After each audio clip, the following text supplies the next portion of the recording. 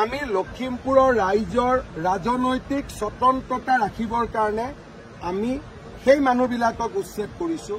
কোনো গুণগুণ চেতিয়াক আমি উচ্ছেদ কৰা নাই। এইটো একেবাৰে অসত্য কথা। আৰু 350 বাংলাদেশী খেদিবলৈ যাওঁতে আমাৰ কোনোবা মানুহৰ ঘৰত যদি অলপ খুন্দা এটা লাগিল আমি কি সহ্য নকৰিম নেকি?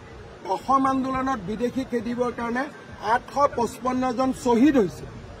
এতিয়া যদি অসমীয়াই ভাবে যে 500 বাংলাদেশীক উৎখাত কৰক, কাষত মোৰ ঘৰটো আছে, সামান্য খুন্দা এটাও নালাগিব, তেনেকে জাতিটো বাচিব নেকি?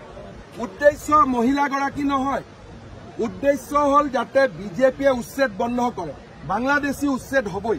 এইগৰাকী মহিলাৰ কোনো মাটি কোনেও লোৱাই নাই। এটা ৰিল বনালে হৈ যাব নেকি চব কথা? মোৰ লগত বলক একেলগে কাৰ আমি ঘৰ ভাঙিছো চাওঁ। বাৰ্তা এটাই, অসমীয়া মানুহ সাহসী হ'ব লাগিব, নহলে অসমীয়া মানুহ অসমতে এদিন আত্মসমৰ্পণ কৰিব লাগিব।